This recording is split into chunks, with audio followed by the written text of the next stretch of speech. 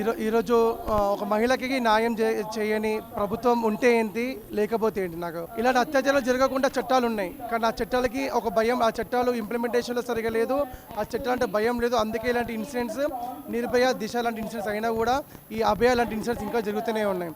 అంటే ఇలాంటి చట్టాలను ఇంప్లిమెంట్ చేసే దాంట్లో విఫలమైంది. అండ్ పూర్తిగా మన దేశంలో లా అండ్ జస్టిస్ పూర్తిగా విఫలమైందని ఒక్క ఇన్సిడెంట్ తోటి మనం తెలవచ్చు. ఇలాంటి అన్యాయాన్ని న్యాయబద్ధంగా పోరాడుతున్న మా గొంతుకను కూడా తొక్కడానికి వెస్ట్ బెంగాల్ గవర్నమెంట్ ప్రయత్నిస్తుంది. అండ్ ఇలాంటి గవర్నమెంట్లో, ఇలాంటి ఇండిపెండెంట్ ఇండియాలో ఒక డాక్టర్గా నాకే కాదు, ఇక్కడున్న తోటి విద్యార్థులందరికీ బతకడం చాలా సిగ్గుచేటుగా అనిపిస్తుంది.